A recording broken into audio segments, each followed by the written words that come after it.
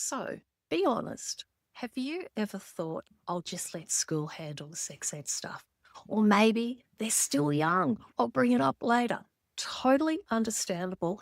And look, these chats can feel really uncomfortable, awkward, and maybe even a little scary.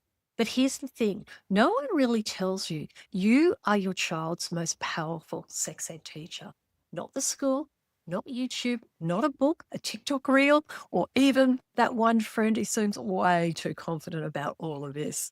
Why? Because sex ed isn't just about facts, it's about values, trust, and connection. And when we hand it off completely to the school, we're not just passing on information, we're passing up that chance to shape what really matters. In today's episode, I'm going to walk you through 9 powerful reasons why it's you who should be leading the way with sex education, not the school, not a book, not a webinar, and why it's easier and more impactful than you actually think. No qualifications needed, just a willingness to talk. I've spent over 25 years helping families have calm, honest, and totally doable sex ed conversations. And today I want to show you why your voice matters more than ever. And if the idea of starting feels still a little bit daunting, hang tight, because at the end, I'm going to give you a simple 1-minute challenge to help you show up as your child's go-to person starting today. What if talking to your tween about sex didn't make you want to run for the hills? On Sex Ed for Tween Parents, we ditch the awkward and keep it real with chats that actually work. I'm Cath Hakanson, sex educator, mum, and your guide to handling all the tricky stuff without cringing or making it weird. Let's dive in. Why should you be your tween's sex ed teacher? Because you don't just teach them facts, you're actually teaching them how to think about those facts and how to make decisions that match your values, not someone else's. So here's 9 powerful reasons that your voice is the one that matters the most. First one is they accept themselves more easily. When sex ed comes from you, early, calmly, and without shame, kids, they feel more comfortable around their own skin. They're more likely to accept their body as it changes as they go through puberty. They're going to be more okay about who they are as a person. They're going to better understand their identity, as in regards to their gender identity and also their sexual identity as they grow older as well. And this is that foundation for self-respect, and it lasts a long time. Now, second reason why sex ed is so important is because they become more inclusive of others. And when we can talk about differences, so differences about bodies, identity, family, hair color, ability, what they're learning is that there's no one right way to be. And when they understand that everyone is different and that's okay, it makes them kinder, more empathetic, and they're far less likely to judge others. Something I've also noticed is that when we can talk about diversity, it means that they're not just accepting of the differences in others, but then they're also more accepting of the differences in themselves. So they're going to be less critical of themselves. And that, it's just such an important lesson for them to learn. And what this is about is that if we can have these conversations, what it means is that we're raising kids who are good humans and they're also going to be good friends. Now, the third reason is that when we can teach sex education and have these conversations with our kids, they're more likely to come to you. And look, and this is the thing, the goal as parents isn't to just teach them facts. They can get that out of a book. It's to build that connection and it's to make them feel safe to come to us with their questions. And when you're open and honest and unshockable as a parent, your child is more likely to ask you questions. Now, you might be sitting there thinking, what the heck? I don't want them to ask me questions, but you do. Because if they're not asking you the questions, who are they asking? And if they're turning to the internet at this age, they're going to find porn. The other thing that can happen is that kids are more likely to share those tricky moments. So they might come home and say, "Hey, Mum, on the bus home, the kids were joking and being silly about blowjobs. They were laughing and being silly, and I don't even know what a blowjob is." And then, so when they can come home and tell you this stuff, that then lets you know what's happening in their life, and you can then give them that information. So that's what these conversations do. They encourage kids to come home and share those tricky moments with us. It also lets them know that they can trust you when it really does count. And that's, trust isn't built in one talk. It's built in lots of little moments over time. Now, the fourth reason, there's safer. Oh, there's so much research to back this up. Sex ed isn't just about sex, it's about safety. And when your child understands their body, boundaries, and what's okay, what's not, they're better equipped to be able to speak up. So if someone touches them inappropriately, they are more likely to say, "Stop, I don't like that." They're more likely to say no. And this is the most important one, they're more likely to tell you when something feels wrong. Kids need to know that they've got a parent they can turn to for this sort of stuff. And teaching them boundaries is great, but if they don't have anyone to talk to when those boundaries are breached, that's why we need to be talking. So with what these conversations, what sex education means is that kids will tell you when something feels wrong. And even a few simple conversations can make a difference. When I used to run that parent group, the Facebook group that I closed in 2024 for a myriad of different reasons, we used to get, and I still do get a lot of messages from parents, but we would have a lot of parents who would join the group, then they would go home and start conversations, and then their child would disclose something to them, which then meant that parent then knew that something was going on that they needed to stop. So conversations.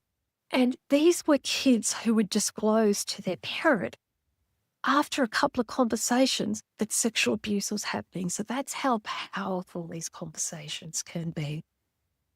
The fifth reason is that kids handle puberty better because they're prepared. And look, puberty can feel pretty weird, overwhelming, and even a little bit scary for kids.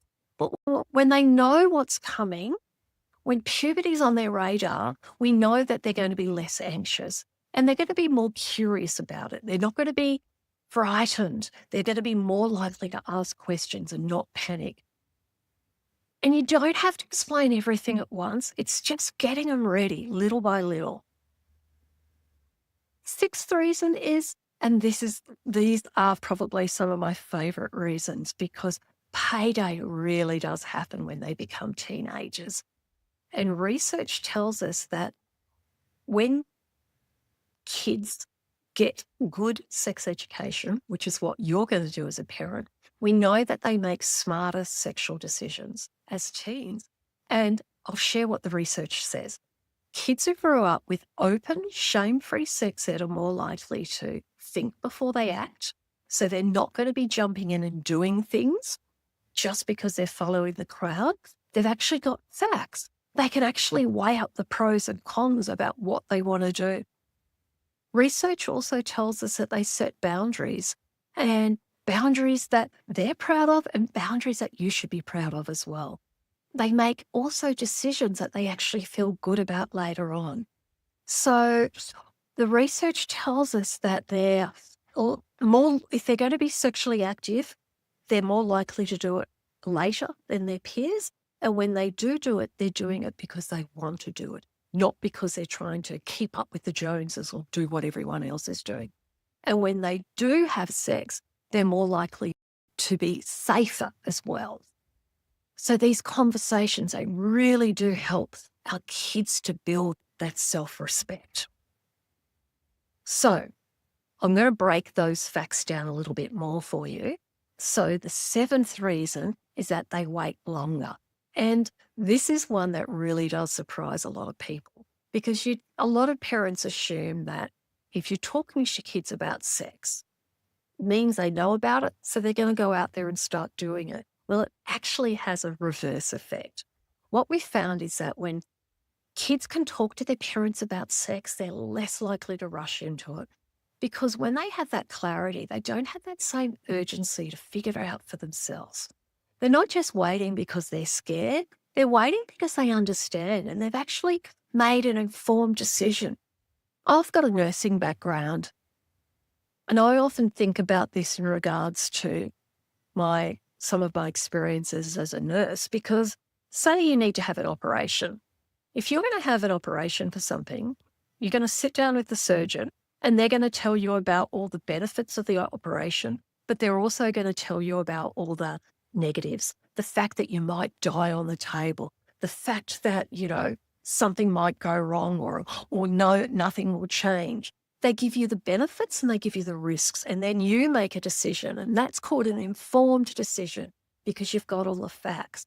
And that's how I tend to think of sex education. We're giving our kids the facts, which mean they can then make informed decisions because they understand the risks and they understand the pros as well. Now, the 8th reason, their first sexual experience is more likely to be safe, wanted, and consensual. And that first time, it really does matter. And the more you talk about values, respect, and readiness now, the more likely a child is to use protection, which means you won't become a grandparent sooner than you want to be.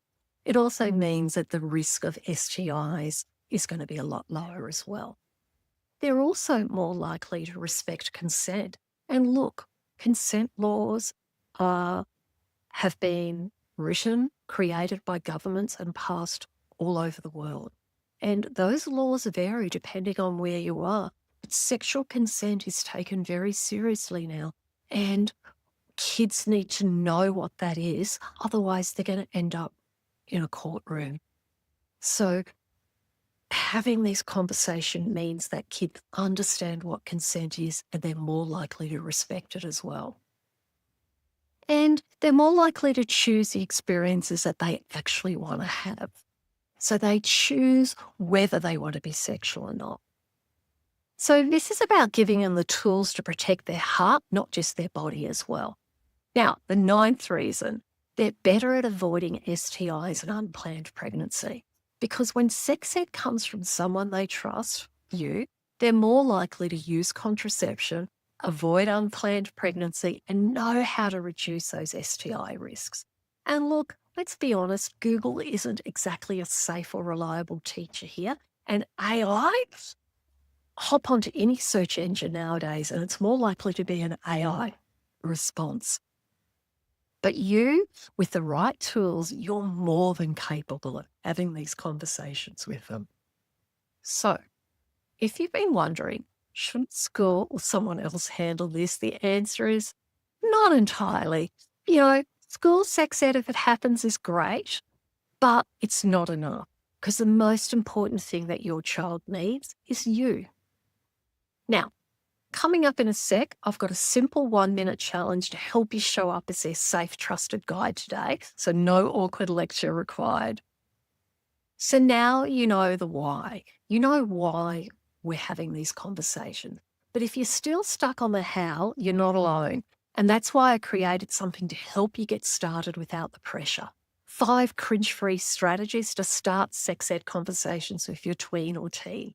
And inside you'll find 5 practical parent-tested ways to break the ice, avoid that big talk trap, and create the kind of open door vibe that keeps conversation going. And the best part, you don't need to memorize a script or wait for the perfect moment. You just need one small moment and this guide will help you to find it. Head to cringe-freestrategies.com to grab your free copy, or you can find it in the show notes below. You'll have everything you need to start tonight without the cringe. And here we are with today's challenge. What I want you to do is choose one thing you wish you'd known about growing up, or about sex or puberty at your child's age, then plan a moment to bring it up this week. It could be as simple as, I used to think periods would be awful, but they weren't as bad as I imagined. Your stories matter and they do help your child feel less alone. I'm here for you, for all of it. If you want to talk, got any questions, ask me. That's it. One sentence, one moment, and it tells them that you're open, you're listening, and that they can come to you when it matters. You don't have to do it perfectly. You just have to start. Thanks so much for tuning into this episode of Sex Ed for Tween Parents. You're already doing something super, super important just by showing up. And I hope you can feel how much that matters. And if you found this helpful, I'd love it if you could leave a quick review. Helps other parents find their way here as well. And it helps them also feel less alone as they're navigating sex education. And don't forget, the next step's easy. Grab the free guide at cringe-free strategies.com and that'll help you. I'll see you in the next episode, and you've got this.